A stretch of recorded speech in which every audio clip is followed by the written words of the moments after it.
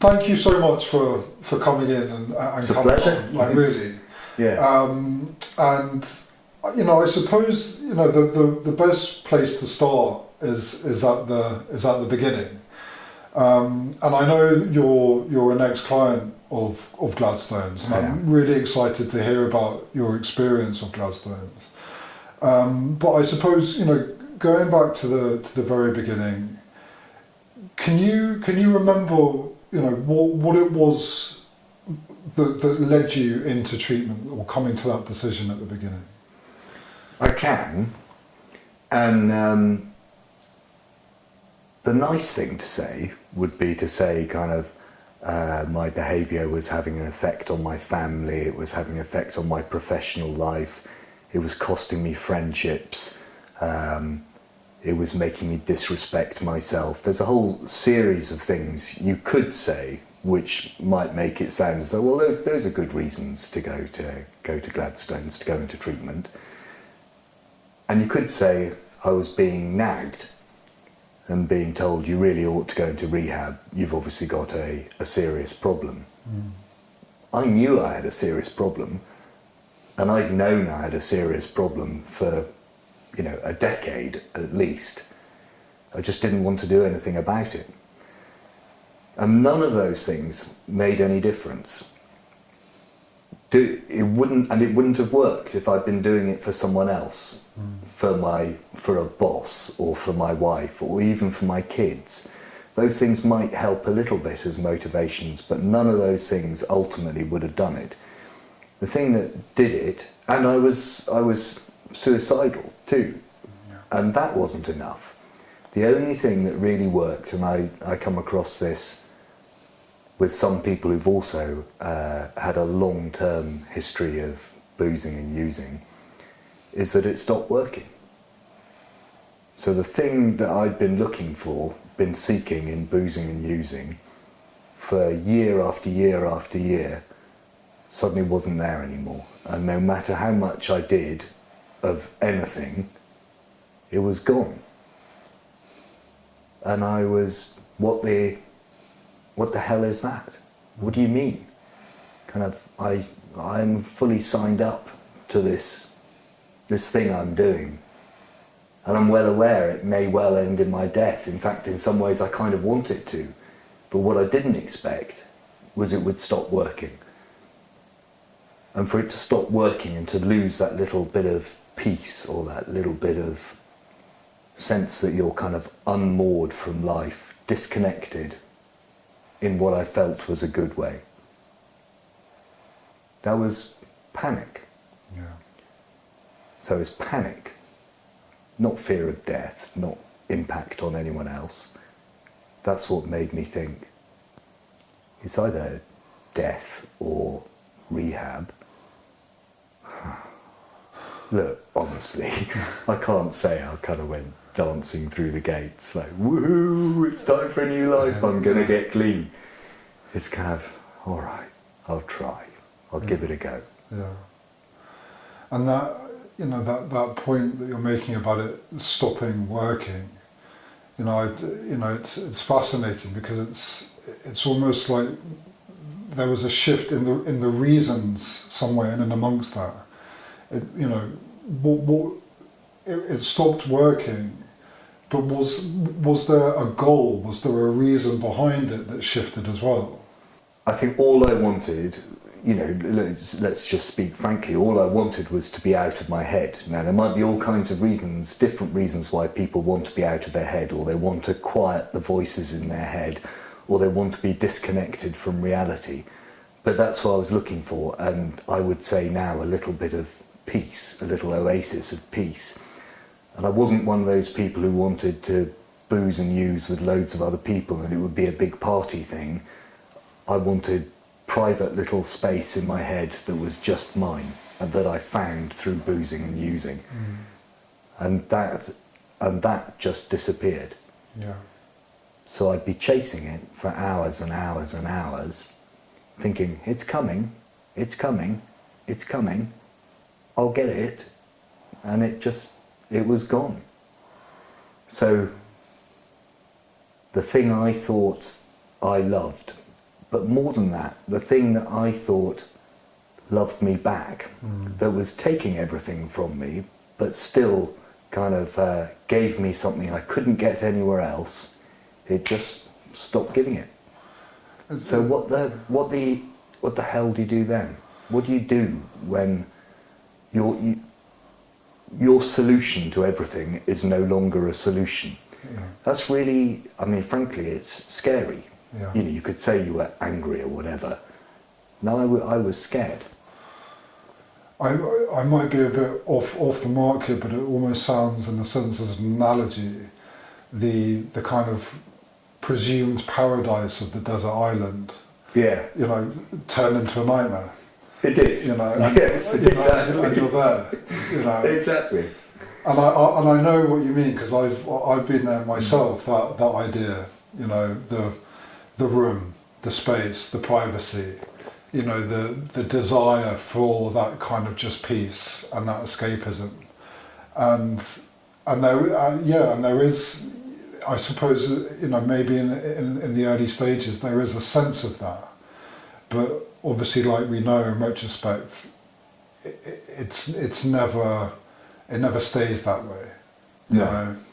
And it gets darker. Yeah. But we all know that, and we kind of, in a sense, we were signed up for that. Kind of, I think of it like like the terms of a credit card. Nobody reads the terms of a credit card, do they? No. But if it starts off, you know, and you kind of go, oh, your APR is going to be 140% if you don't make your payments, whatever, you're going to go, whatever, credit card, hand it over. Yeah. And I think boozing using is a bit like that. Yeah. The terms, gradually, as you read down through the small print, get more and more demanding. Yeah. And most people, most ordinary people, I think addicts are completely different. It's possible everyone can get in trouble, but I think addicts are a different sort of person. Most people read through it and it kind of goes, all right, boozing and using, you're going to start to lose your friends, you're going to start using alone. And then people start thinking, oh, I'm not really sure I'm down with that. I'm not sure that's for me. Kind of, or you'll start stealing to feed your habit, or you're going to be doing it in secret, and people go, this is getting a little bit dark, not sure I want that. You're going to lose your job, you're going to let people down, you're going to mess with your family, you might lose your family, you might lose all your money. Now most people start going down that, and they kind of go, oh no, I don't think so, not that bit. Yeah. Why else can other people out there booze and use in a way which is similar in quantity to us and not get in trouble, but we do? And it's because we're doing something different. Mm-hmm. It's not the same activity.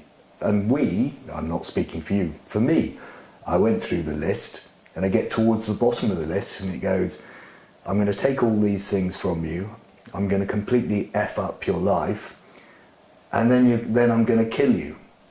And if you're an addict, you go, okay, yeah, I'm still in. There's here. Some kind of rationality, some kind of weird, perverse rationality. There is. Somewhere. So long as you keep working, so long as you hold up your end of the bargain, I'll sign up to all those things, and I'll keep using. Yeah. The only bit you can't take away from me is that you'll stop working. And you did that. Yeah. Damn. Now I'm in shit. Yeah. What happens now? Yeah. And then the choices become very, very few, very small, and you've very kind few. of got basically one choice at the very end. You know, two choices. And what's one of the worst things for us is asking for help, isn't it? Yeah. We run our lives on self-will. Yeah. I can still manage this. I can still make this work. I'll find a way. And we're quite resourceful people as addicts. Yeah. We've made all kinds of really shit circumstances work for us and found a way to carry on doing the single most important thing in our lives, our biggest priority, and we've done that. And now you're going to say, I'm powerless. I'm no longer in control. I can't run this show anymore. I need help. I've got to ask someone else for help. And they might judge me or shame me or pity me And all of those things feel cancerous to us. They're hard to do. Yeah. And I think also in and amongst it, that kind of thought of starting again, you know, and it's the road, you know, is so long. Yeah. And it can just be overwhelmed. Like I remember, you know, at that place, you know, if we call it the rock bottom for argument's sake, but you know, I remember just questioning whether or not I had it in me, you know, if it was possible, if I could even endure it. And then it, you know, you could say it's the kind of addiction talking, but it's, yeah, I remember feeling like there was no possibility of a way out, and if there was, the road was just there was just too much to traverse. Okay, one of the biggest problems for me with going into rehab was, if I go into rehab, I'm definitely admitting that I'm an addict. And if I've definitely admitted that I'm an addict, I probably need to stay clean for the rest of my life. And you look at the rest of your life and you go, what, are you serious? All that time and no reward? Because you still think like that. Yeah. If I go through a bit of suffering, what's the reward for that? Yeah. Kind of, surely I'd be allowed a weekend for a bit of a booze up or a use up. There must be something. Yeah. What are you offering me? Kind of, why would I do that? You can't think about the whole of the rest of your life, or it's too damn depressing. Yeah. Yeah, you talk yourself out of it.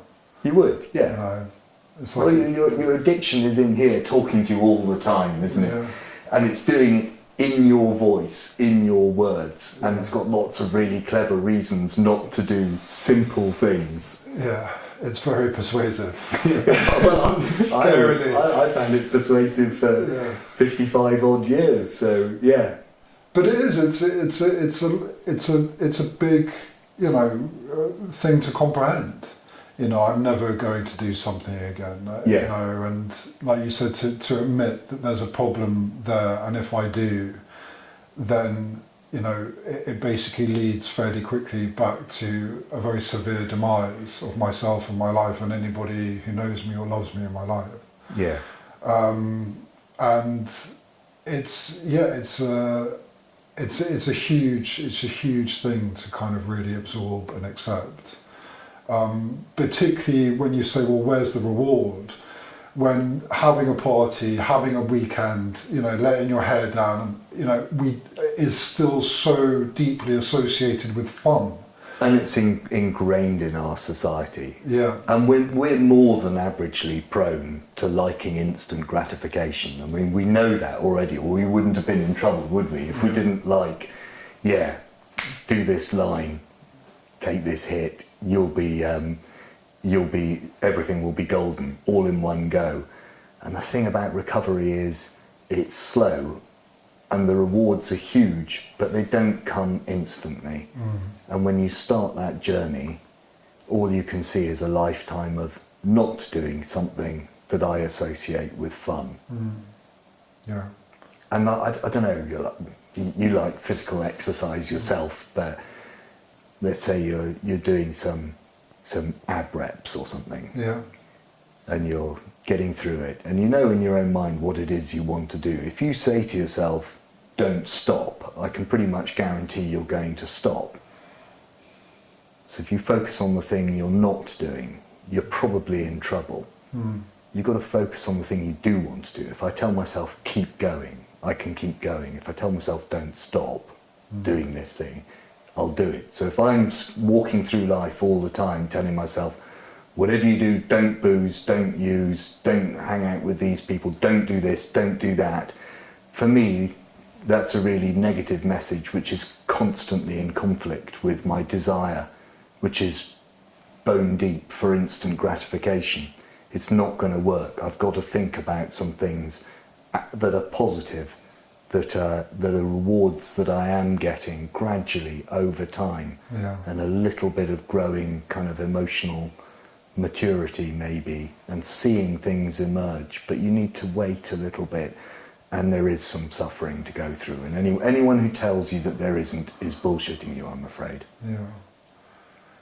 I mean, it's fascinating because I'm thinking about the kind of reward system now, and I'm kind of thinking, being sober, being in sobriety, I can reel them off. You get your health back, you get your family back, you get your friends and relationships back. You get, if you want to achieve something, if you have a goal, you get some focus, you get some clarity back. You're able to engage with yourself and society and communities and the world in a kind of sober, honest, humble way. Yeah. That's incredibly fulfilling. But yet, even as I'm processing that and thinking about it, there's a part of me that's still thinking, yeah, but where's the chocolate bar? Like, where's the all of that stuff is like, it's just kind of like, it's almost like it doesn't mean much, without that kind of without the ability to escape. Yeah. And it's almost, and I've talked about it on previous podcasts, it's like being in sobriety is for large parts living in that grey zone. You're not high on the ceiling, you're not kind of broken down on the floor, you're kind of living in that middle place. And it's trying to find contentment and peace in that kind of middle ground and being at peace with that. But there seems to be a kind of, for me, I'll admit to it, sometimes a desperate yearning to just want to escape it. Yeah, of course. But that's because it's life, isn't it? And life does have challenges. It is difficult. So again, it's not like, sometimes in recovery they talk about the pink cloud, when you're just really early in recovery. Yeah. And you're all full of it, and life's wonderful, and I woke up and I heard the birds, and I sprang outside, and the sun was out, and then I took my kids to school, and it was the best drive to school ever, and stuff. And you go, yeah, be careful, because that's not going to last, because real life will come back. Yeah. And real life does have its challenges. And I see people, I'm a member, I'm in a fellowship, Cocaine Anonymous for me, and I see people in the rooms sometimes, and all addiction is the same, everyone's recovery is different. But so I'm trying not to judge people, but I hear people say, oh, I used to live this terrible life, and now I'm happy, joyous and free, and I've become incredibly spiritual. And there's a little bit of you that thinks, all right, Buddha, be a bit careful, because it's still real life, and real life has some hard things to deal with. Yeah. But the difference is, you can actually look life in the eye in a way that you couldn't before, because you're not always trying to avoid it or find a way out of its challenges. And you've got it in you to meet them. Everyone has. You really, really have. You've got resources far beyond what you think you've got. But it's difficult to access them if you're simultaneously battling a disease 24/7 and feeding a beast that gets in the way of dealing with all of those things. It'd be bullshit to say that life isn't hard in recovery. It's hard in addiction too, isn't it? Yeah. When people say, oh no, it's really challenging. I go, what, your life wasn't hard in recovery? Yeah. You weren't worried about money, worried about relationships, obsessed with one thing that often made you miserable. Yeah. You have a lack of, now you're faced with the fact that I've got no booze and drugs in my life. Well, I was obsessed with for a long time with not having enough, because there never was enough. Yeah. It's not that much harder. I'd say it's easier, and the rewards do come. Yeah. Yeah, I think it's acknowledging that, I suppose, and it only really comes through time. Recovery. It has to. Recovery takes time. It takes a couple of years. In some cases more than a couple of years. And I think as the more time you put in, the more effort you put in. Like I think with anything progressive, even going back, I think the gym is a great analogy. in some ways for recovery and sobriety, because it's just something that you have to do each day, and you gradually reap the rewards. It's not something that comes immediately. I like it. Yeah. Really good analogy. Yeah. You don't go in and pump out some curls and immediately go, oh, look, Yeah. I'm way bigger than I was before I came in. Yeah. But equally, if you just pay your subscription and you never go, you'll get nowhere. Yeah. Yeah. But it's a couple of months down the line, Mhm. and maybe your girlfriend says to you, "Hey, you're looking kind of hench." Yeah. You go, am I? I didn't even see the changes, because you don't, do you? Your life changes in tiny bits.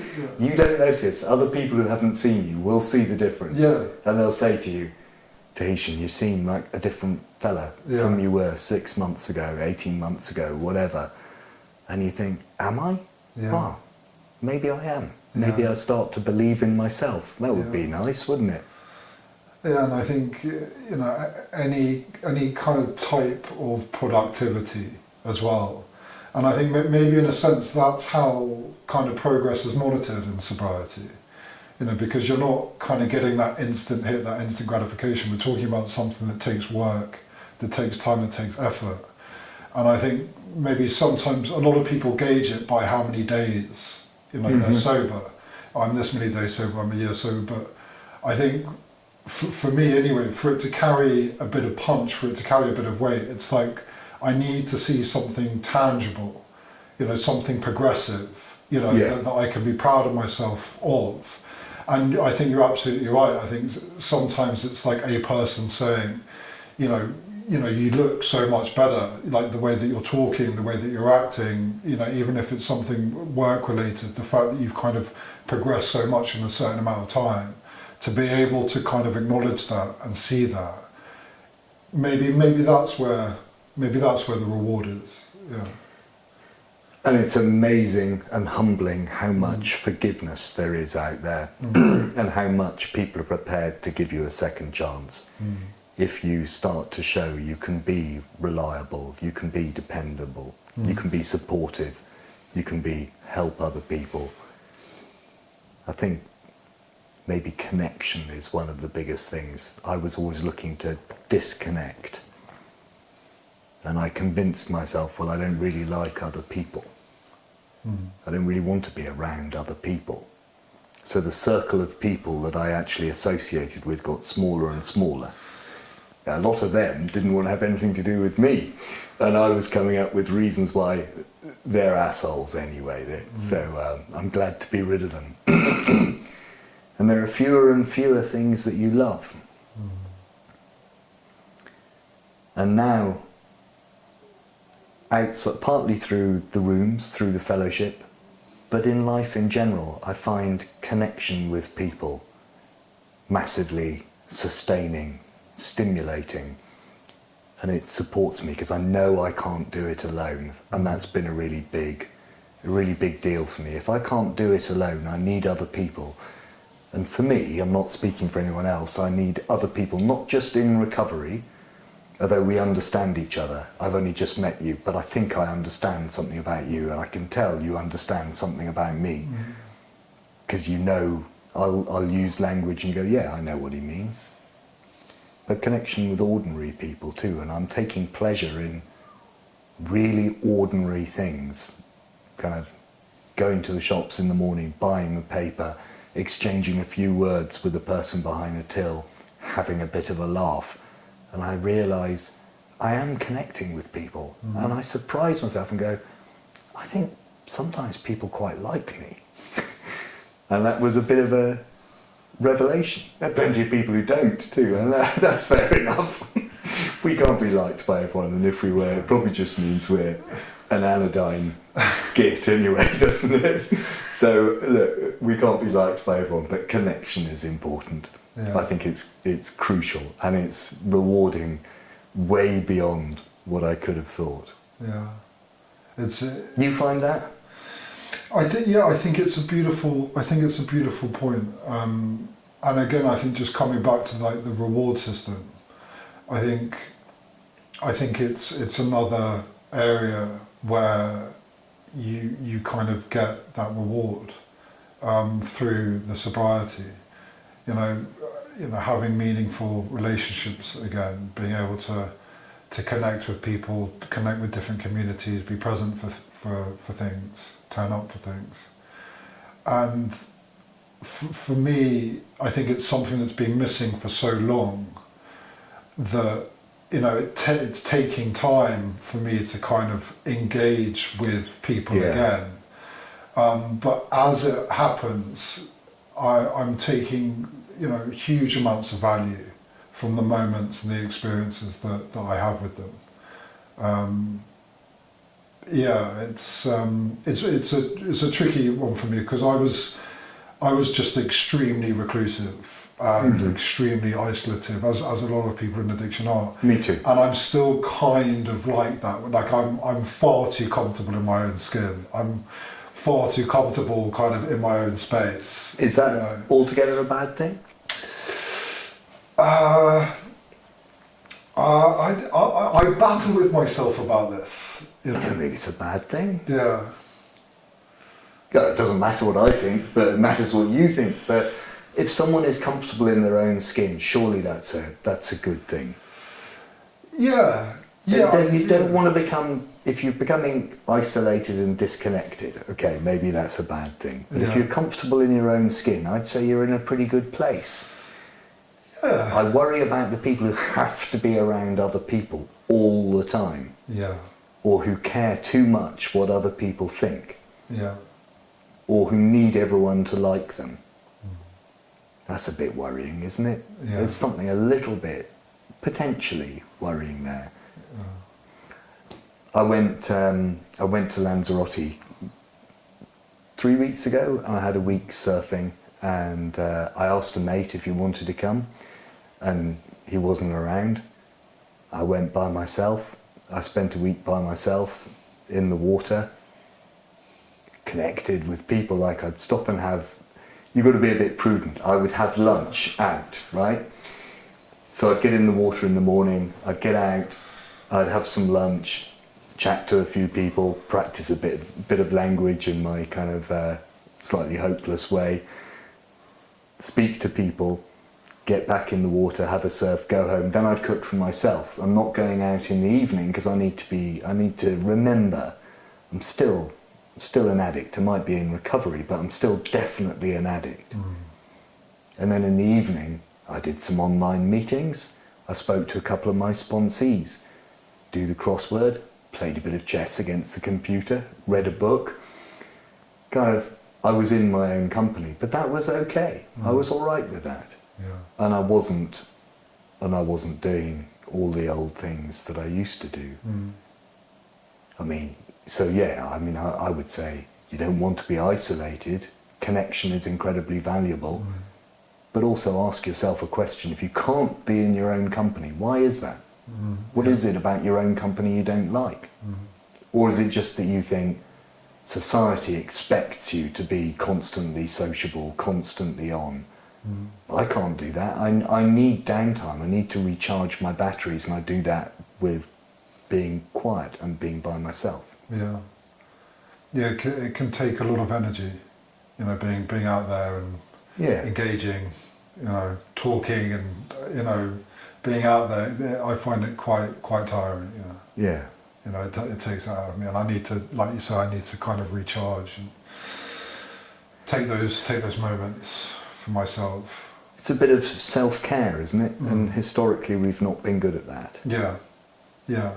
To recognise it, and to recognise the routines and the behaviours and the feelings. I think that's another thing about the time aspect, is that the more time a person is sober and the more activities they are doing sober, the more interactions they're able to observe onto themselves. How did I respond to that? How did that feel? And to actually kind of be able to reflect on that. And I think through that process you improve that self-awareness, that self-understanding, and that's very important to me, because there's a lot of this process is kind of trying to figure out who I am, who I am again. I feel kind of a little bit adolescent in that sense, because my using and my isolation and my reclusivity went on for so long. Yeah. I was so detached that there's so much about myself that I'm very unaware of, and it's only through sobriety that I'm kind of getting that back. So do you mind my asking, Sure, when you're using got serious, at what age? I'd probably say serious, maybe 24. Okay. Yeah. I'm interested because kind of you talk about having the feelings of an adolescent. Yeah. And I kind of think, well, that's a pretty good starting point, because when I look at my own, let's say my feelings are often those of someone of about 9 or 10. Yeah. And I think some of it is associated with a lot of things about my childhood meant that I wanted to just stop feeling. That was kind of a big thing, and it was a big thing for me in my adult life too. For me, it was a triumph to just stop feeling anything. Yeah. And boozing and using helped with that. It helped me just suppress feelings. So one of the biggest challenges of recovery, and it would apply to going into rehab, being at Gladstones where you're asked to examine yourself, one of the biggest things is, now that I haven't got that lid I can put on the pot which keeps the pressure in, all of a sudden all these feelings start bubbling up, and a lot of them are very immature, and that's because I just haven't had that. I've suppressed my feelings for so long. I haven't had that time to process it or just grow up a bit, really. Yeah. Even if I've done some quite grown-up things in terms professionally or whatever, in my terms of my internal life, I really, really haven't. So I was quite overwhelmed at times, both in rehab and since I came out, by the feelings I experienced. And that's partly just that I'm experiencing feelings at all. Yeah. And a lot of them were really juvenile. If your feelings are an adolescent, or they were, well done, power to you, good starting point. Means you've got about 10 years on where I was starting from. Yeah. But I'm 56, so... It's a great point. And I think sometimes in and amongst that, there can be, you know, maybe a feeling of kind of added shame, in a sense, because being a fully grown, you know, mature adult, to be responding in that kind of maybe emotionally immature way, can feel a little bit. I don't know. Yeah, maybe, I think I was quite hard, or I can be quite hard on myself in that regard. Yeah, you know, we are hard on ourselves, aren't we? Yeah. And one of the you know, tough things in Gladstones, and you will have done the same thing as me, which is to do that 0 to 15, 15 to wherever you are. And I like the way they do it, because they're sort of saying 0 to 15. It's kind of about things that have happened to you that might help you understand why you went down the paths you did. But you weren't at an age of majority where you can really say during that time you were wholly responsible for your actions. You probably weren't in charge of everything that happened to you in your life. A lot of life was happening to you. 15 to wherever, quite a long time in mine took a long time, because there was a lot that came after 15. Then you are responsible for your actions, and there the pressure comes on a bit. Okay, so what have you done? What was the impact of your actions? Who else was affected? We like to tell ourselves. I liked to tell myself, it's my body, it's my life, I can do whatever I want to it, it's not your business. And that was profoundly dishonest, because all the things I were doing were impacting people around me. And particularly the people that loved me, and there were still some of those. So that was difficult, and then you've got the really tricky bit, which is the people who love you, if there are any of them left, are going to come in and tell you what a tosser you are. And they will have written to you and told you, this was the impact of your behaviour. And now I've got nothing to keep it at bay. I've got nothing between me and this really quite raw, painful, and as you say, shameful experience. It's not like someone at Gladstones is going to say, this is going to be a bit uncomfortable, but you can have a whiskey while you go through it, because that will just make it more bearable. Yeah. It's pretty tricky. And if you come out of Gladstones and you decide you're going to start working the program, you'll have to make working the steps in 12 steps in a fellowship sense. You have to make an examination of yourself and of the harms that you've done. And at some point you'll have to try and make amends for those, except where to do so would harm someone else. And that is tricky too. Yeah, it's a lot. Yeah, it's weird.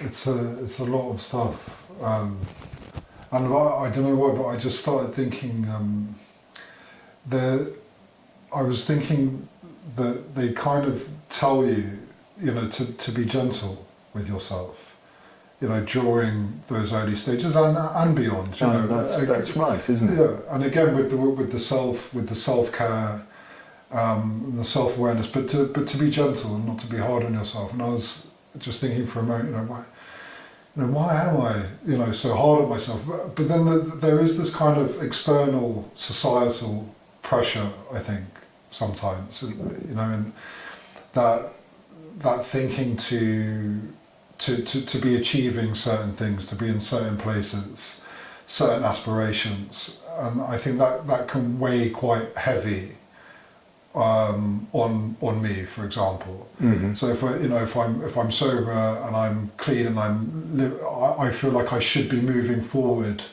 in a kind of progressive way. Yeah. But slowing down and being gentle and being patient. Sometimes I find that a kind of difficult.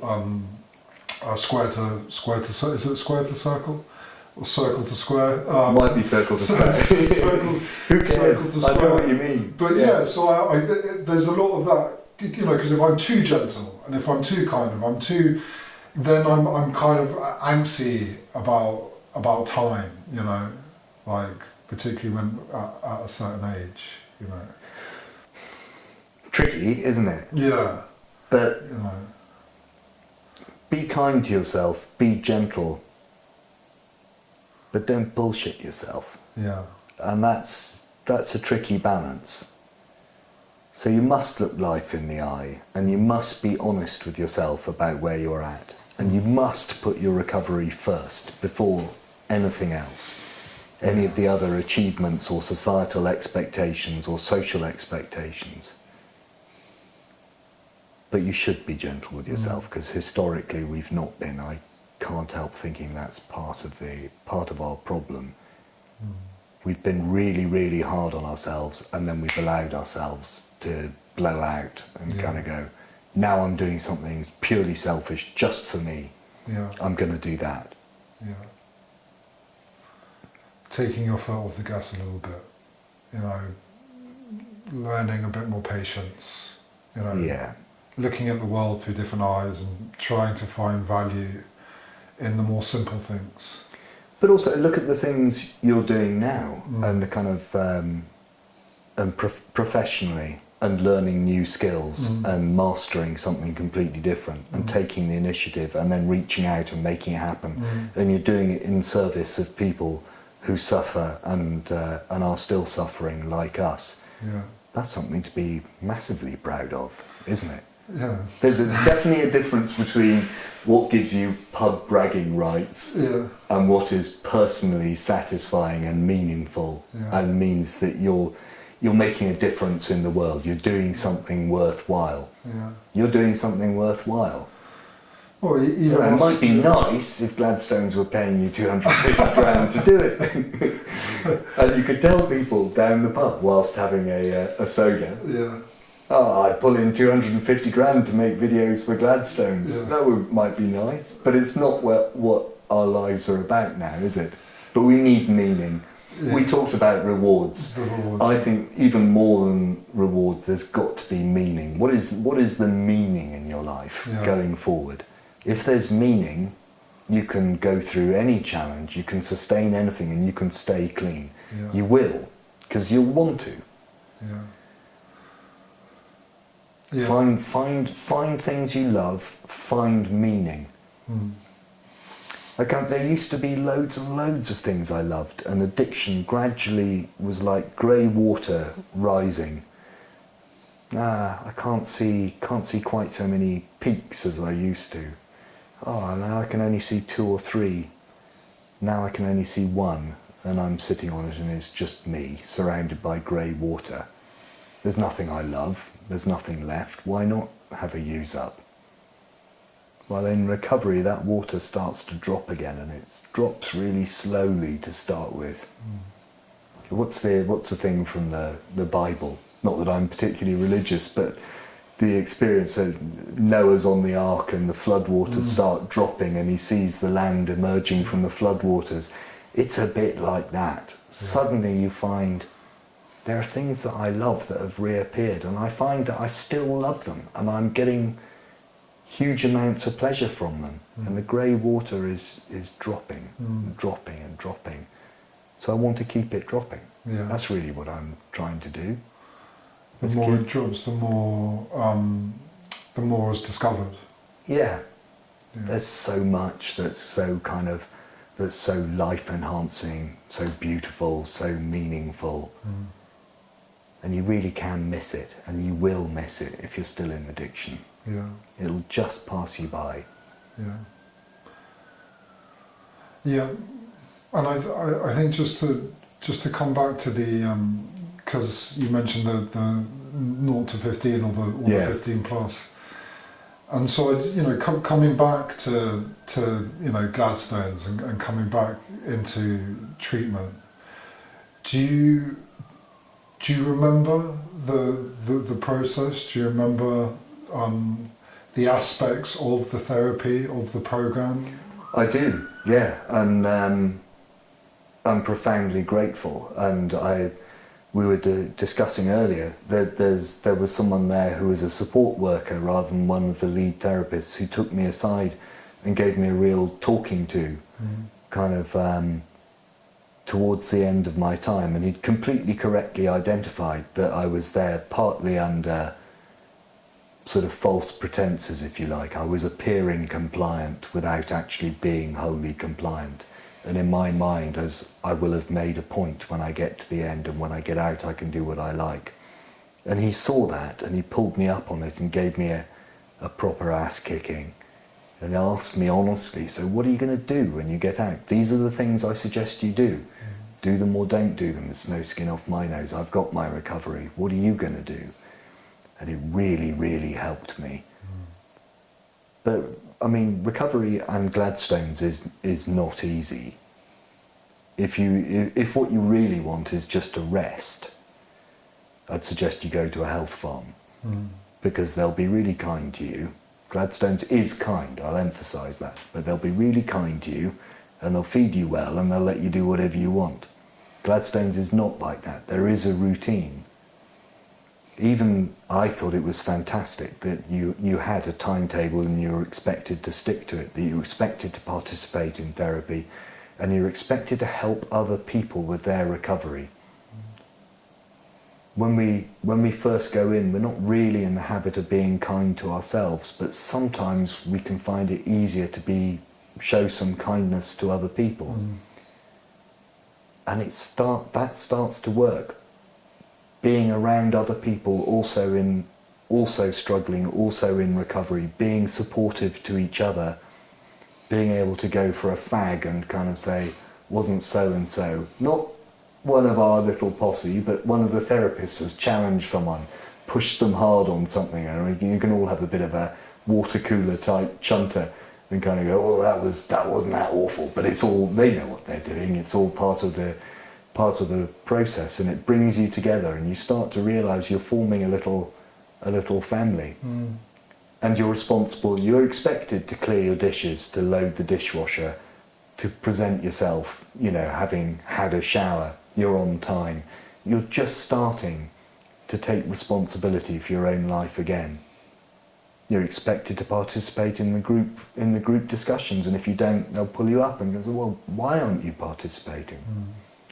And the therapy sessions, both as a group and you get some individually, as you know, are quite challenging.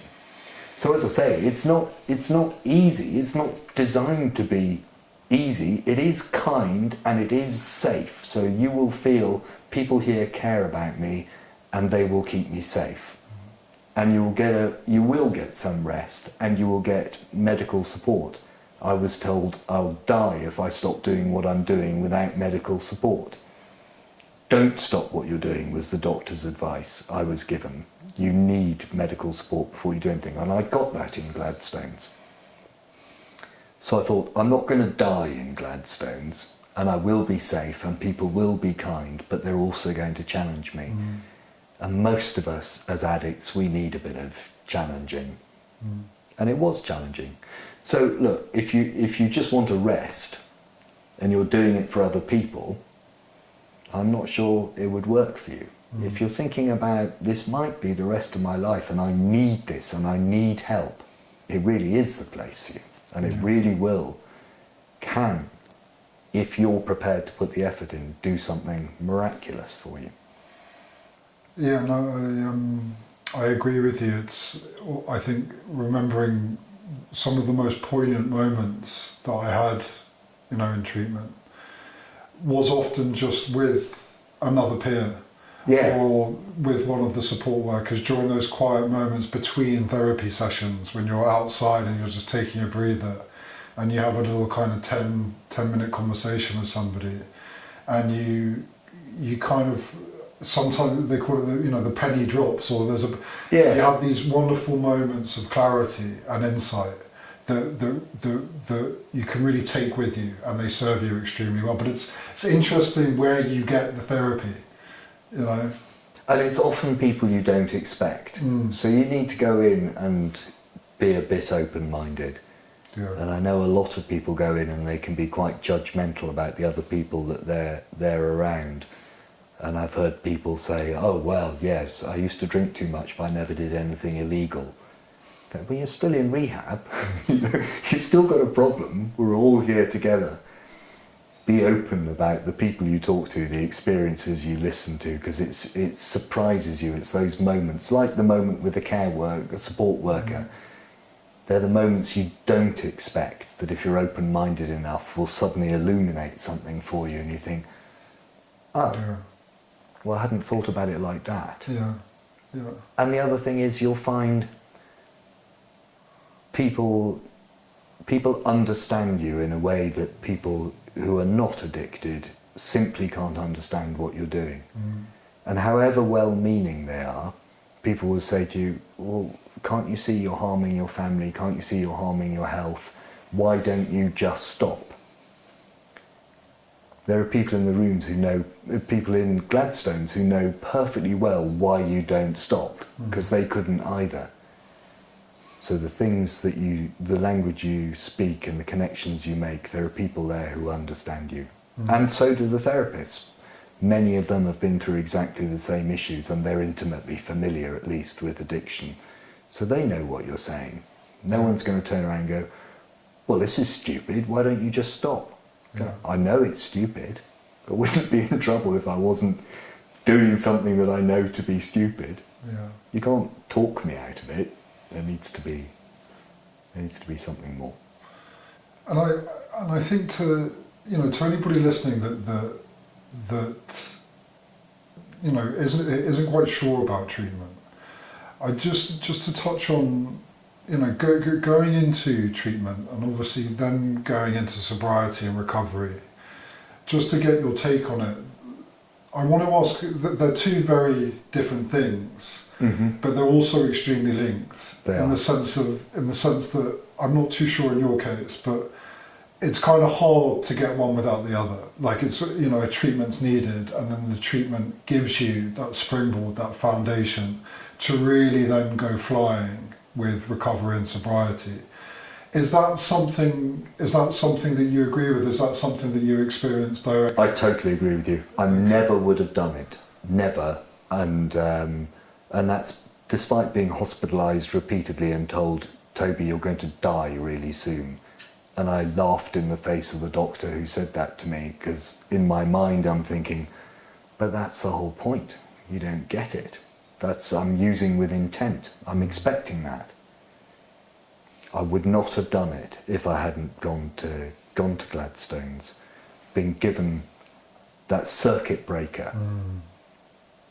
Right, your behaviour is going to change for this period of time. And in my own mind, I thought, 30 days, I can do 30 days of anything. So I can do 30 days of this. And I'll commit to it. 30 days was enough time just for my thinking to start to change. And it was still really immature. I was trying to listen, but still I was running my life on self-will, really. And my emotions, as I said to you earlier, were incredibly immature. But it was a circuit breaker. It gave me time just to start thinking about how do I want to live the rest of my life. Can't stay in Gladstones forever, unfortunately, even though the food is really good. And the rooms are nice, and the people are nice, and the therapy is interesting. You've got to get back out into real life. Real life would not have worked for me if I hadn't had that experience first. Yeah. So I am profoundly grateful to Gladstones because that was the circuit breaker I needed from decades of corrosive behaviour. Yeah. I like how you put it, the circuit breaker. And there's so many different aspects to it, because in many ways, like we're kind of describing in some respects, it's almost a microcosm of society in many respects. It is. But then there's also that detox, you know, that for maybe the first time in a very long time, you're not drinking or taking a drug, and you're kind of in a community, and that, you know, being quite reclusive and isolated, that's a big change. It is. And doing that sober, and then finally getting some clarity, some mental clarity back, and then on top of that, getting feelings and having feelings and being able to, so there's so many different facets to it, but I think in its essence provides a complete kind of package to then re-enter the world with, in a sense. I relate to that Yeah. completely. I mean, I'll put it kind of at its most basic. If we kind of said that we were made of body, mind, and spirit, I went into rehab saying my body is in a terrible state because of my habits. My mind is strong and that will get me out of trouble, and my spirit, I have no idea, but I'm sure it's fine. It's a bit like having a car that's been in the garage for the last 20 years. In fact, in Gladstones, my body got better really quickly, and that was the least of my problems. My mind, in fact, was stopping me recover for decades, and Gladstones began to open it to the possibility that my habits and my way of running my life and my self-direction wasn't working. Should have been obvious, but it wasn't. But the mind started to think, okay, this is not actually your greatest asset. In some ways, it's your greatest liability. Coming out, then I had to start thinking, because the steps asks us to, in some form about a life of the spirit. And I don't mean religion, but for instance, when I said a life of meaning, what is a life of meaning? That might be a way to start to think about the spirit. If you can you can heal your body fast, you can change your patterns of thinking slowly, but you can do it, and you can begin to have a life of meaning that will do something for your spirit. If you can start to do all of those things, then you've got a chance. But Gladstones I needed, firstly, to get my body into a state where I wasn't spending all my time when I wasn't using, feeling appalling and like I was about to die in the next minute if I didn't do something about it, and we know what we do about it. And to start to change my thinking. Gladstones gave me 2 of the 3 things I needed, without which I couldn't have gone on to start to do the 3rd. But you do need to do all of those things, in my opinion. Yeah, and they prod and they push. They do. Challenge They do. to kind of get. And you won't like it. Yeah. There's a lot, because you can go in there with like, well, you know, I was doing this, but everything else is fine. Like there can be a bit of that. Like I'm not, you know, I don't have that, or I'm not like that, and they will challenge that. And it's when you do get challenged in those respects, you start to really look at it My God. It's tough, isn't it? It's not fun. Yeah. And I'll tell you two of the things that and I use them. Two of the things that I hear it now quite often. One is, I'm a high functioning addict. I use that. Look at the stuff I've got. Look at the things I've done. What business is it of yours? How I run my life. I was challenged on that. Are you really high functioning? You're about to lose your family. You're permanently miserable. You're suicidal. In what sense are you high functioning? That was very, very unwelcome. And the other one was, well, I work hard, I play hard. Oh, so when you're sitting around at 4 a.m. with your combat knife on your arm, thinking, I've still got a choice, because I can end all this, and I can clean it up for everyone else. I've still got a choice. That's playing, is it? That's your version of work hard, play hard. And I was challenged on that too. That was good for me, but it's hard. Yeah. It is tough stuff, but it's worth it. Well, I just find it amazing how that kind of deluded thinking, how deeply ingrained it becomes, like how persuaded, as intelligent, capable people, like to kind of wholeheartedly really buy into that. Yeah. It's amazing. I mean, how that happens. Well, I mean, because we're addicts, we can make simple things really complicated. Yeah. And find complicated reasons to do really stupid stuff. And sometimes we need to have things broken back down to basics and made simple again for us. Yeah. And rehab did that for me. Like those 2 challenges I was saying, they posed me, that challenged beliefs that I'd held for decades. And they asked me simple questions that I couldn't adequately answer with complicated reasons. So things can become more simple, and they'll help you do that. There's simple and there's easy. Yeah. The big book says simple but not easy, and that's been my experience. It isn't easy, but it is worth it. Well, and I was just thinking about a lot of the time I hear that addiction is a family disease. Yeah.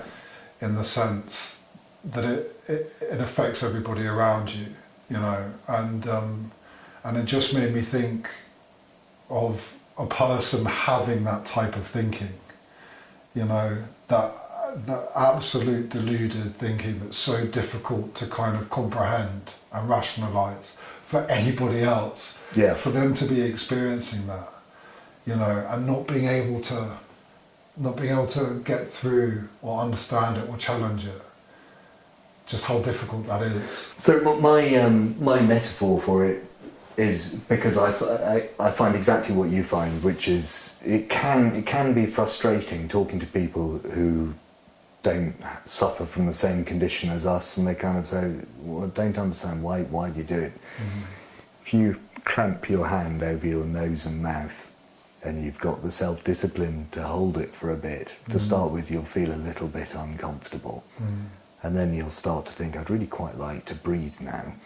If you keep it there, and you do it until your chest is heaving and you're desperate to breathe, your mind will start to scream, all I want to do is breathe. And at that point, you would walk over anyone or anything in order to be able to breathe. It's the only thing which is possessing you. If you can do that, get yourself to that point, please don't pass out. Take your hand off your mouth. Then you've got an idea of what it feels like to be an addict. That's how much you want to use. Yeah. You're not doing it because you just kind of fancy it, or it'll make you sociable, or you'll be a bit of a laugh. You're doing it because it feels as though every cell in your body is telling you, I need this and I need it now, and nothing is getting in my way. Nothing. Yeah. That's how much you want to use. Yeah. So sometimes people go, really? It's like that? That's tough. Yeah. Well, it is. And you're doing it for 1 minute and 20 seconds with your hand over your mouth. We have done it for decades, every waking moment. That's what it's like. And anybody getting in the way of that, you know, God help them. They're irrelevant. Yeah. It causes just so much pain and carnage. And I was in total denial about that. And it's emotional, it's hard to realise what you've done to people who love you. The consequences. Yeah. I remember, you know, the first, I think, week or so of Gladstones. I think it was first the consequences that really kind of hit home. You know, when you're there and you're kind of coming to your senses a bit, and then, you know, they ask you, you know, what are the consequences? What were you doing?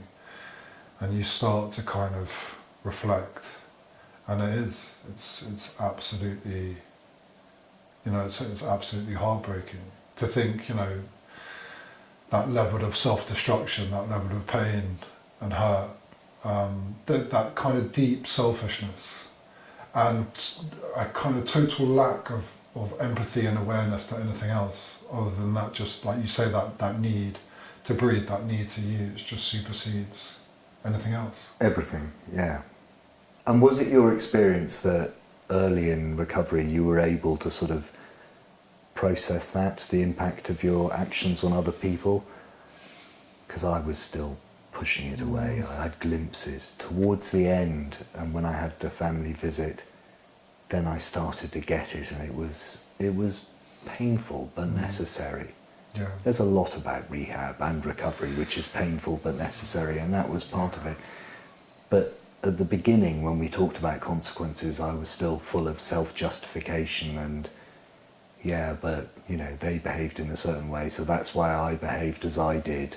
And what could you honestly expect when you're around people like that? And, well, they never loved me anyway because, or whatever. And that's the way I came in.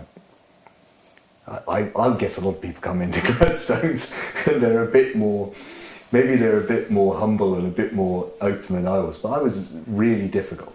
I was a really difficult person, I should think, for the team to have in. I'm pretty difficult anyway, but I was really difficult then and really wedded to the way I had been living my life, and I thought I knew best about everything, and it did need breaking down. Yeah. Yeah, I don't think you're on your own. I mean, I relate to that, you know, in the sense of, well, I'm not hurting anyone else, I'm just hurting myself. Yeah, so what business is it of yours? So, you know, it's me that's doing it, and just totally oblivious. And then I think the justifications, yeah, absolutely. You know, I've had these experiences, you know, it hasn't, you know, they haven't been perfect, you know. Yeah. You start to fight back a bit, you know. It's you know, they're not innocent, you know, they've got things to answer for. Yeah. You know, it's, you know, I haven't done anything that bad, you know. It's like it's not that bad, you know. It's like I'm still doing this, but yeah. And some of that is because we don't remember what we did. Yeah. And then people say, no, but you did this. And you go, no, I didn't. You go, yeah, you did. Yeah. And that's tough. Yeah.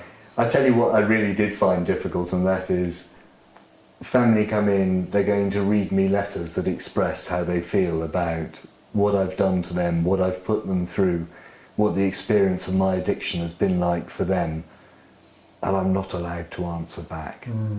Seriously? I can't answer back? I can't justify myself? I can't put my side of the argument? I'm sitting around with all these other people who are in addiction too, so it's public, so it's really shameful and hard.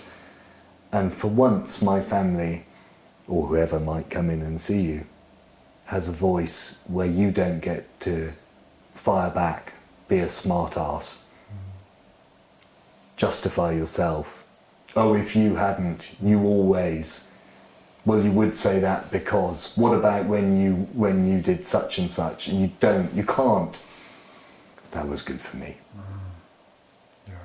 being told to shut up. You can tell me to shut up anytime you like. No, I think I think we're agreeing, there's so many different facets to treatment, but I think one of them is the family coming in, particularly with Gladstones, is the letters and the family, and to see the emotion, and for it to be in the clinic, and for you to be there, and you're sober, and you're kind of, it's an incredibly powerful part of that program.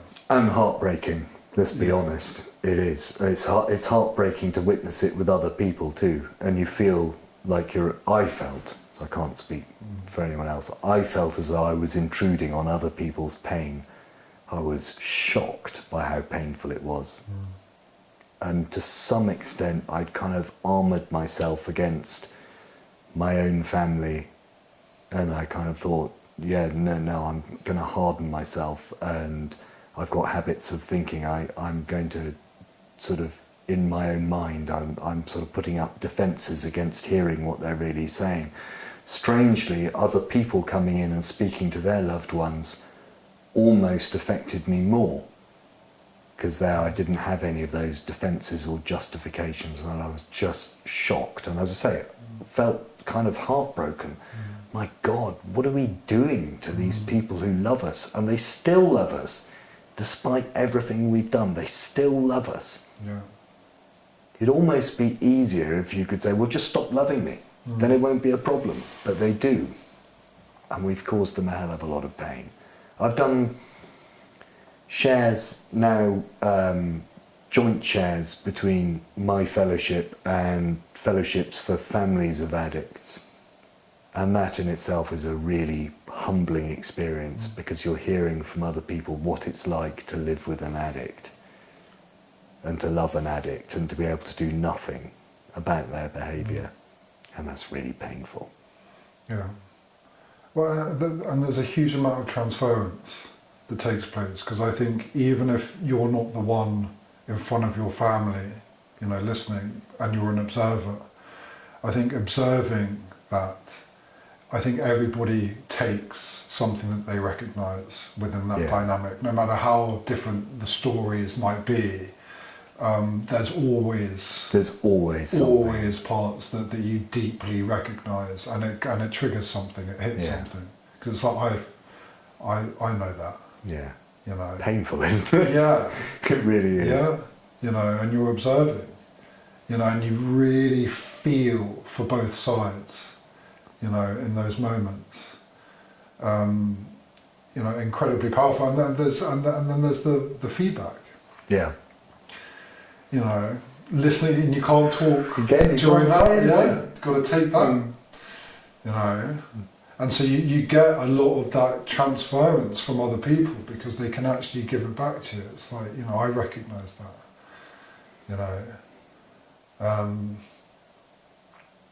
And I think, in some respects, I suppose that's the real power of the group dynamic, of that group therapy. It's almost that mirroring effect. Seeing things that you've done through the experiences of other people. I think it's massively helpful to be around a community of other people that you get to know.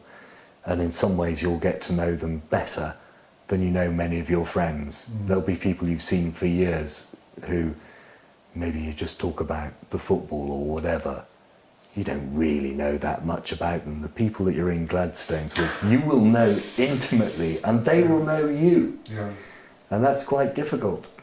But then when they're feeding back to you the things that they've heard during those sessions that you described with the families, this is people who actually care about me saying this, and if they've got a hard message for me, it's probably because I need to hear it. Yeah.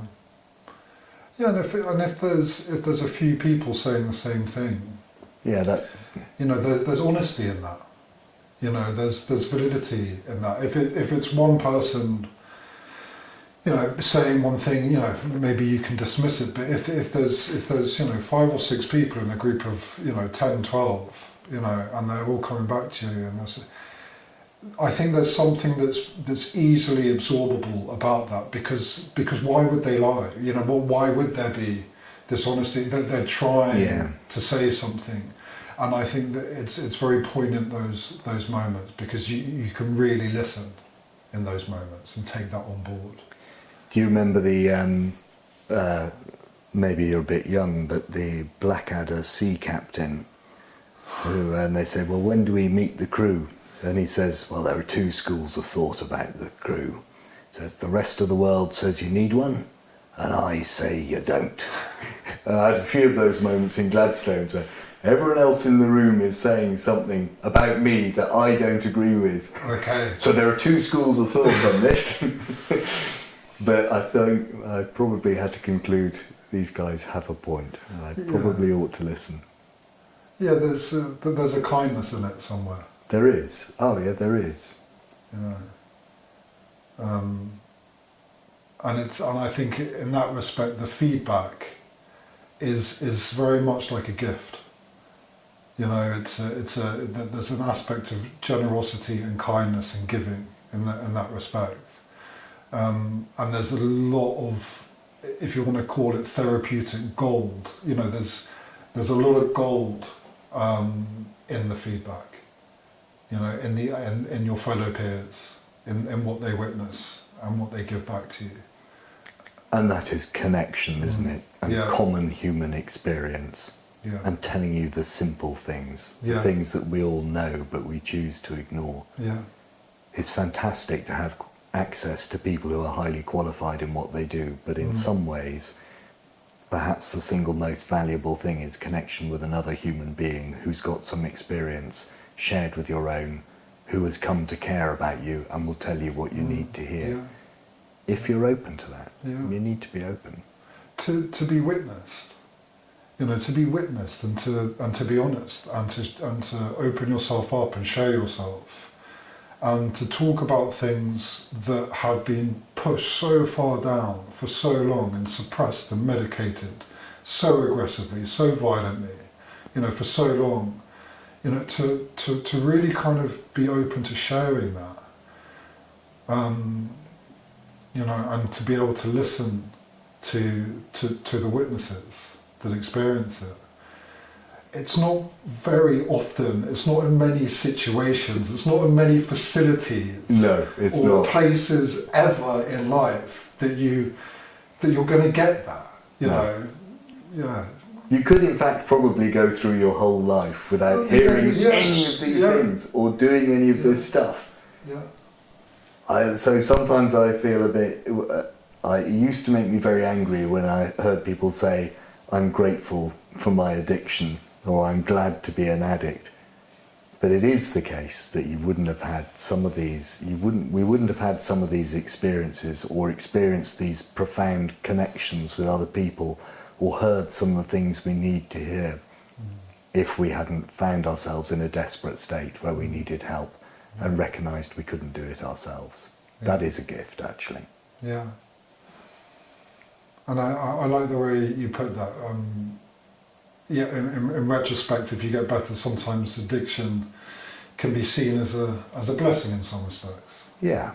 You know, without that, I wouldn't have got here, type thing. Yes. Yeah. You're not going to feel like that all the time. Sometimes it's just make you really cross. Yeah. But there are gifts there if you can open your eyes a bit. If you can survive it. If you can survive it. If you can survive yeah, exactly. the initial period and come out. No, I totally agree. And now, you know, what do you? I just want to, you know, talk a little bit about, you know, because we talked about treatment, and you know, we've talked about that. I suppose in many respects that kind of first step, you know, and then, you know, talking about sobriety and recovery, you know, the big, you know, kind of conversation almost, you know, because I think for me that's where the work, you know, that's the difficult bit for me, you know, when you're out of treatment and you don't have the support and you're out of the bubble and you're back in the world. And it's scary. I think it's almost like all things. It is scary. It was scary for me. Yeah, yeah. I. So what now? Yeah, I suppose it's like, I think for lots of people it's like, what are the best tools? What are the things that have served you best in order to kind of maintain longevity? So I'm going to be really careful because I don't want to come across as evangelical. Sure. And it can be annoying, alienating, off-putting, whatever, when people do that. For me, with my love of instant gratification and the fact that I know my mind is no defence, so the fact that someone has said to me, don't do the following things for the following reasons, it'd be a really bad idea, that's not enough for me. I've got to have something more. For me, I had to go to meetings. Mm-hmm. I had to. And I had to find a sponsor. Mm-hmm. And I had to start working the steps. And I've got something to say about that in a sec. But without it, I wouldn't have stayed clean. And the crucial thing for me was service. The idea that you're serving other people who are suffering in addiction. I responded well to the fact it was a group environment in Gladstones because there were other people to care for. And I said to you earlier, if you're not in the habit of being kind to yourself, sometimes being kind to other people can be easier. It was a similar experience coming out and starting to go to meetings. It's almost a bit of fake it till you make it. If I can't really get in the habit of taking care of myself, I can stay clean, but I can start to serve other people who are in recovery. And even if it starts with something really small, like making some tea or coming a bit early and greeting people who come into the rooms, or newcomers, and I know that they're nervous and they're worried and they're worried they're coming along to a cult or something. If I serve other people, it helps me make a connection. I seem to need a connection, and I need to serve other people. I need to help them, and it gives me some meaning. I keep coming back to this, but it gives me some meaning in my life if I think I'm of use to other people.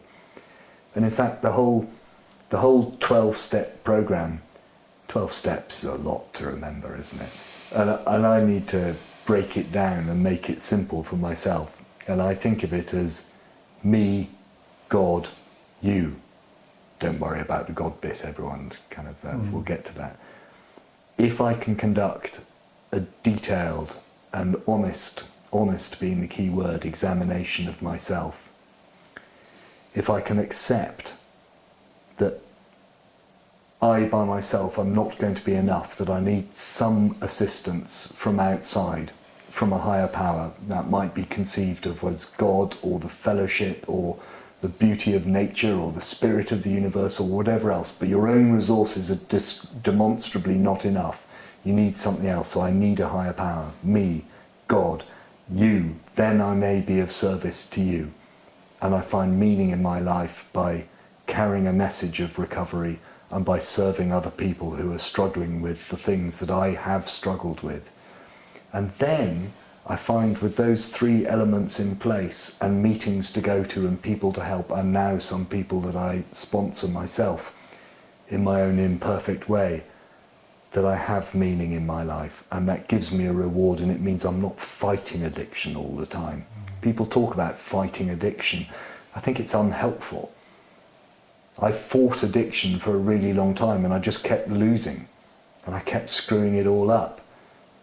If I'm not fighting, I think I can imagine continuing. I can imagine not just today and tomorrow. I could imagine next week, next month, maybe the rest of my life if I'm lucky. And the reason I can imagine that is because I've stopped fighting addiction, but I have something else, and that something else is meaning and service. And personally, I find it in the rooms and a connection with a higher power, whatever my conception of that is, or your conception or anyone else's. For God's sake, don't let that put you off. If you're thinking about embarking on being a part of the fellowship, don't let the God stuff put you off, because it puts off so many people. All you need to say to yourself is, am I willing to consider the possibility there is something stronger than myself? If you've experienced addiction, you know there's something stronger than yourself. It's addiction, for starters. That was stronger than you were. It broke you to a point where you couldn't do it on your own anymore. There are things that are stronger than you out there. You're just willing to believe that there is such a thing. Yeah. You should be willing. Yeah. That's enough to get you started. So for me, and I don't want to prescribe it for other people or tell them what they should do, and I'm no expert in addiction, and I'm no expert in recovery, only in my own recovery. For me, my recovery required me to leave rehab and then become part of something else. And that was what has done it so far for me. And it's only 19 and a half months. So, and I'm still incredibly young in recovery. I'm incredibly young in kind of, you know, my emotional maturity and stuff like that. But it's something, and it's more than I could have imagined. And I'm not young in years. Yeah. So if I screw this up again, I don't know how much more chance I've got. There's someone I know who's got 20 years, and he said, I have definitely got another relapse in me. I don't know if I've got another recovery. That's me. Yeah. I've definitely got a relapse. I don't know if I've got another recovery. Yeah. Yeah, the relapses tend, not always, but they tend to become more violent and more aggressive. It happens faster. More times. Yeah.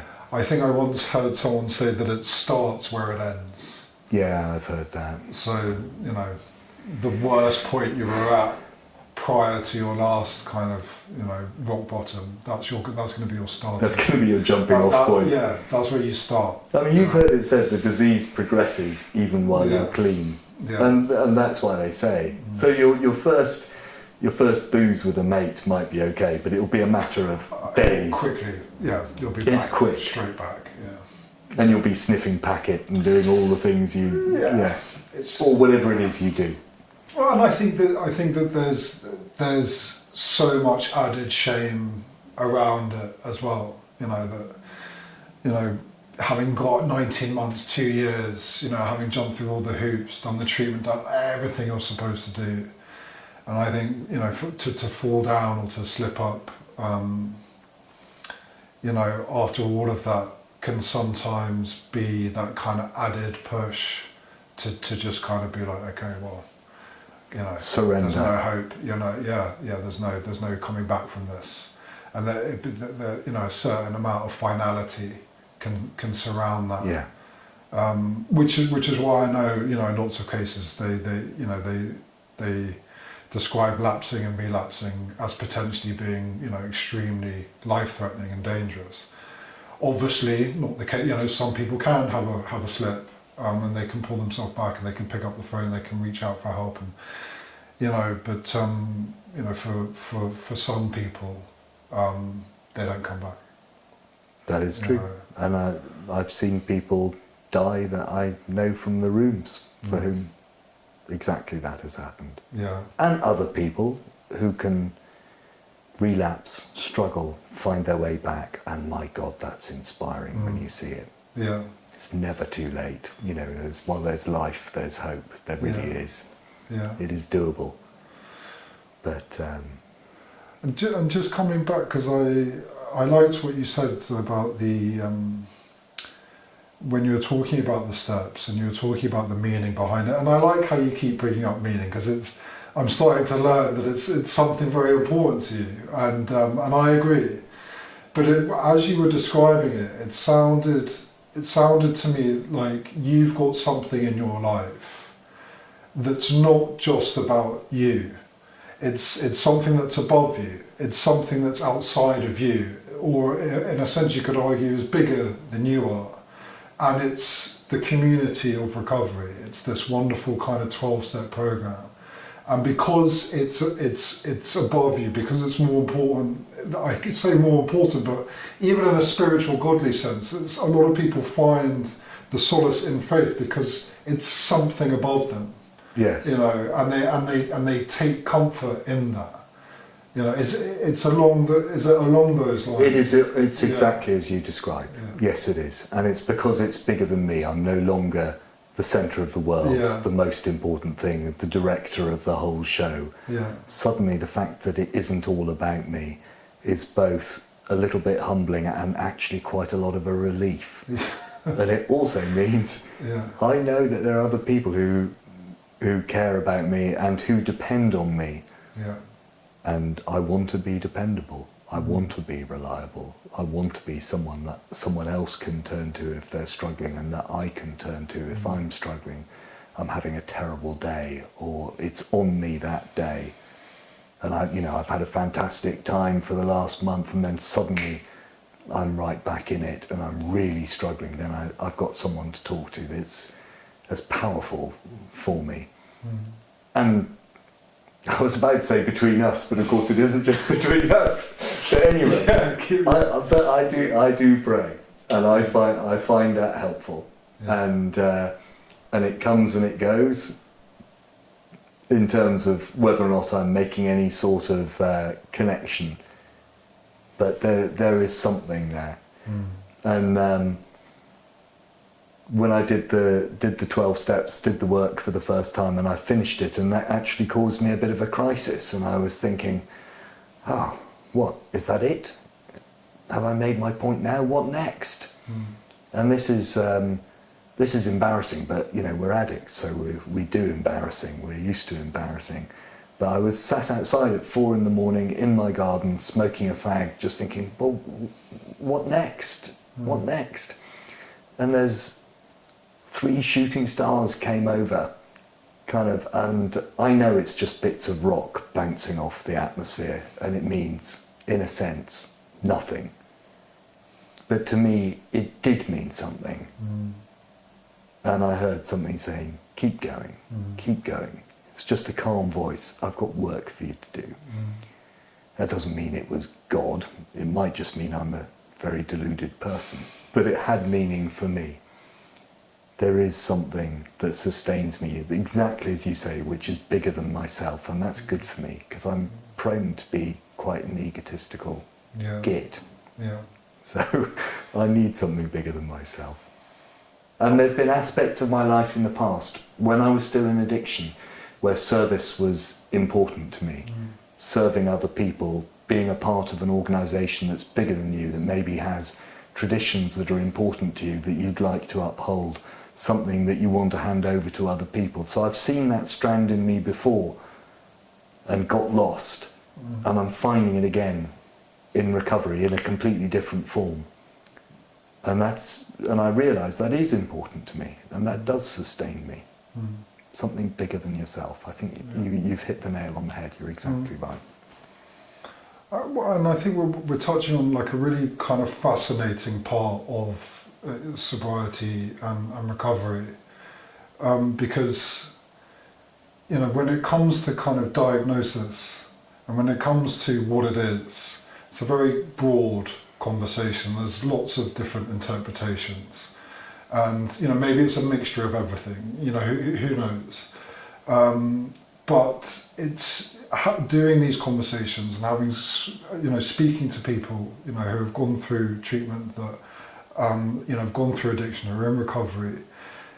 It's becoming quite apparent to me that there is a common denominator in regards to achieving longevity, and that is community, that is responsibility, that is things like service, it's things like engaging with other people, and if you could ever put your finger on what a cure to addiction might be, it does seem to be becoming very apparent just by the way people speak so powerfully. It doesn't have to be the 12 steps. No, of course not. But to whatever community it is, by engaging with something where you can be of service, you can be responsible for another person. You can spread a message.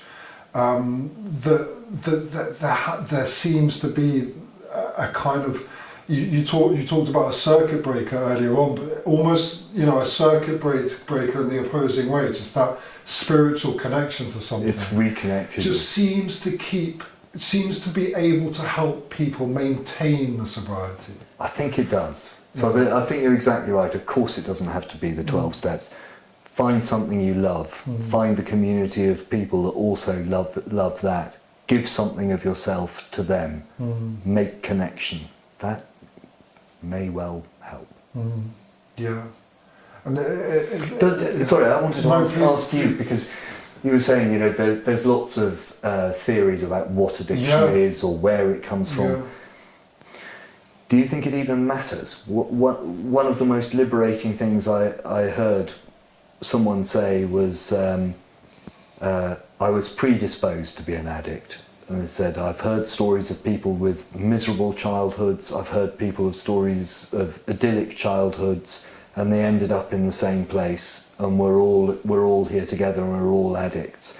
And there's something quite liberating about thinking, does it really matter what addiction is, or where it stems from, or what might have caused it? Or is it enough just to say, I am one, and I know I am one, how am I going to live my life from now, having adapted to that fact?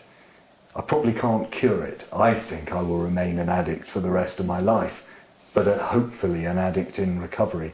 So if I can't cure it, I don't really need to spend too much time thinking about why I ended up as I did, or if there even is a why.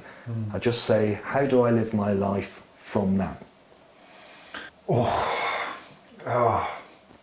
I'm a little bit hesitant to jump into that, but I think, I suppose, being as soft as I can, I think that the diagnosis bears some relevance in regards to the method of resolution, and I think depending upon where you get your community, or where you get your recovery, where you get your sobriety, I think the definition of it can seed your interpretation of what you have.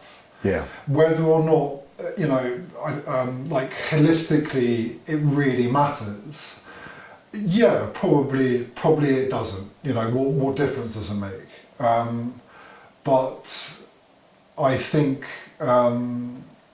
it can dictate a large part of a person's life once they've decided to get better, and how they interpret what that is, what they had, why they're doing that.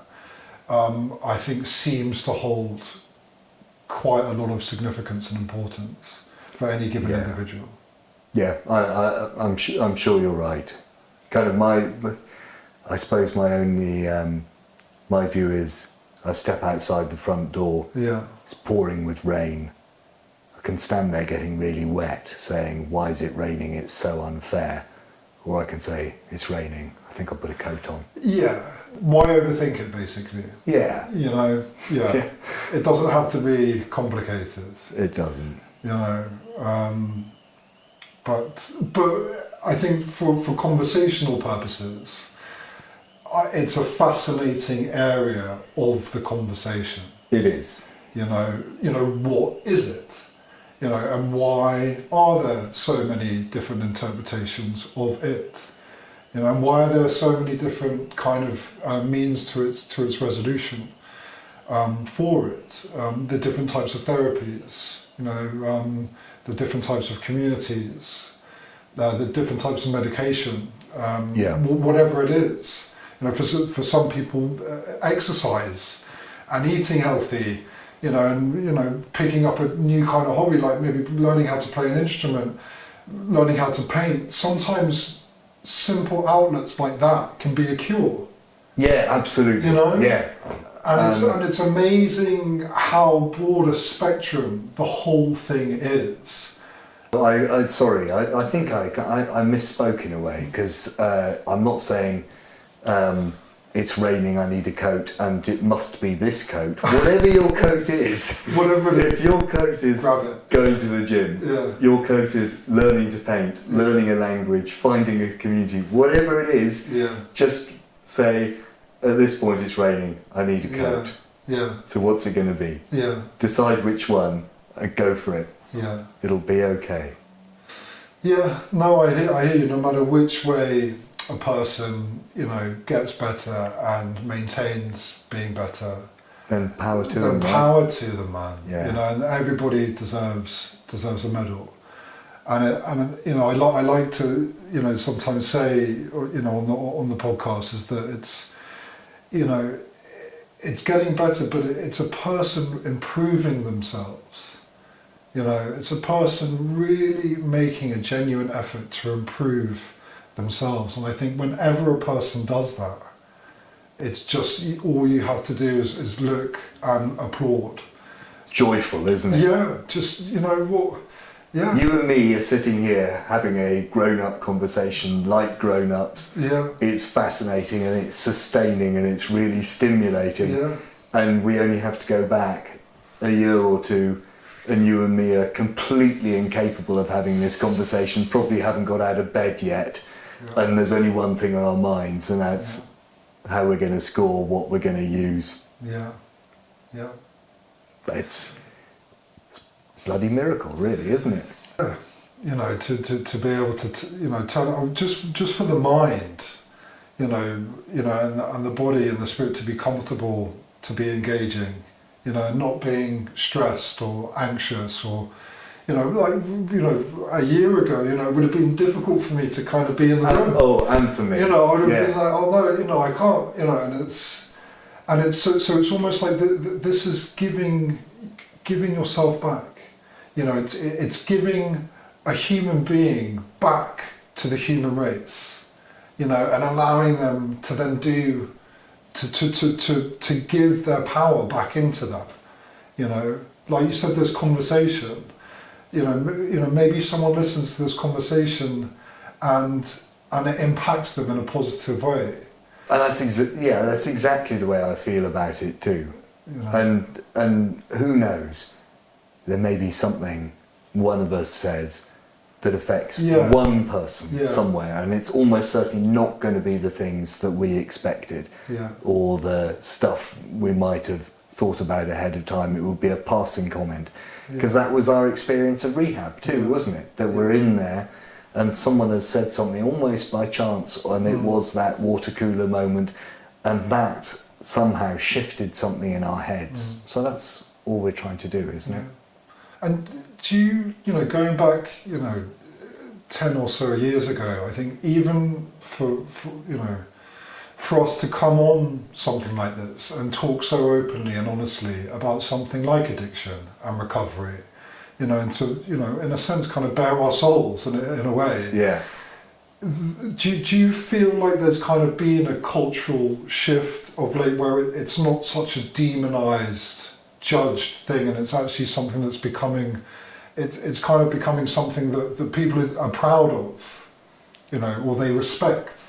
I hope so. You will still come across some prejudice and some kind of entrenched attitudes to addiction, and people think it's a personal weakness and that it's something to be ashamed of.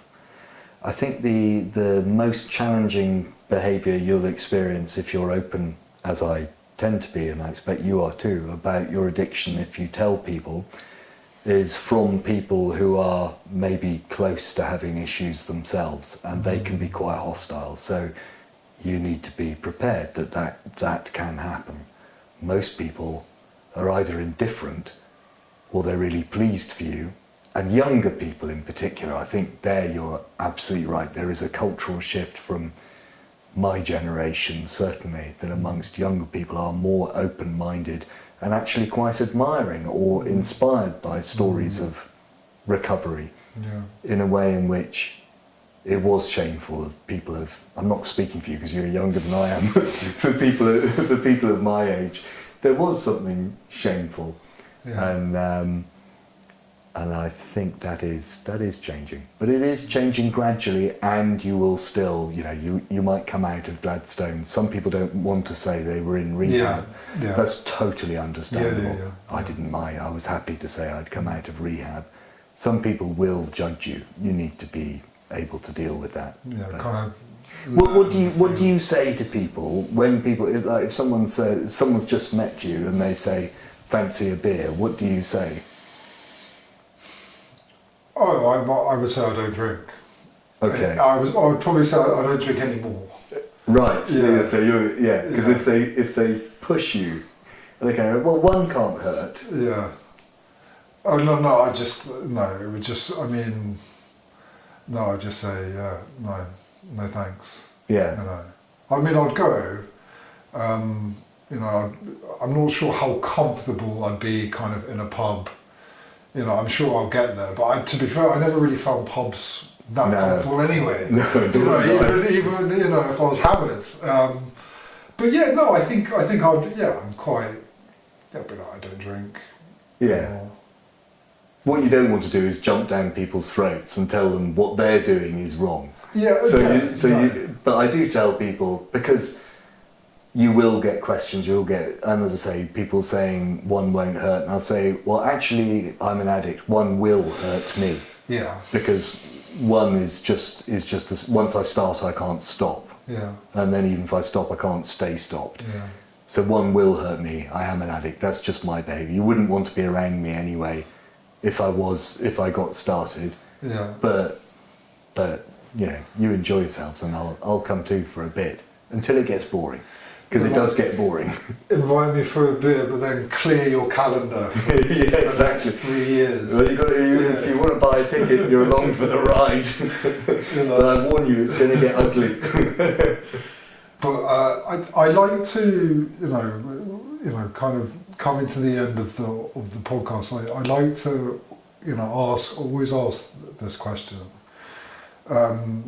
to anybody out there that's listening. Or to any family member, or if someone's got a loved one that are going through something similar to what we went through in those early stages, what advice would you give to that person or to those people? Why don't we start with the families and the loved ones, because I think oftentimes families think, if only I could say the right thing, or only I could do the right thing, I could get it through to this person, to the addict like me, and then they'd understand, and then they'd do something about it, or if they loved me enough, then they would.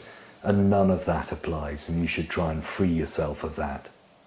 Just put that to one side. The addict is doing what they're doing for their own internal compulsion.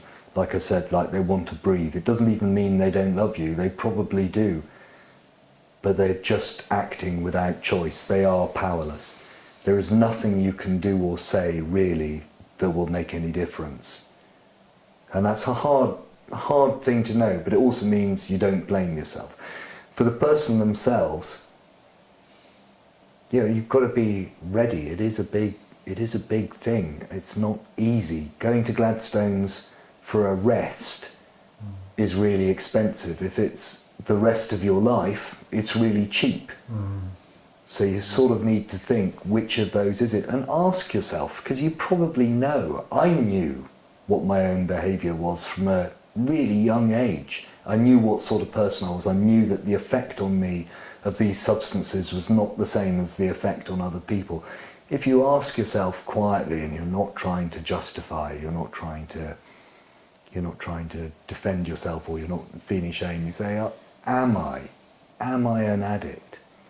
I know I am. I always knew I was. You sit and listen for a bit and wait and see what answer comes up. And besides, if you went into rehab and you work out, great news, I'm not an addict. Well, that's fantastic. You don't need to go back. You can go out and enjoy yourself. Yeah. If you go to rehab and you conclude, yeah, it is as I suspected, I am an addict, that's also great news, because you're in the right place and you've got a chance for a fantastic life. You're probably not going to do it for other people. You're not going to do it for that first group of people we talked about. However much you love them and they love you, you need to do it for yourself because you believe bone deep, I need this, I can't do it by myself, I've got to have help. Probably you've tested it yourself a few times. You've tried to recover by yourself and you've failed, or you've tried to moderate, which I tried and I never succeeded with that. Ask yourself the question quietly, is this something I need? Can I do this by myself? If you need the help, it's there and you can do it. Great advice. Thank you. It's Thank you so much. Thank you so much.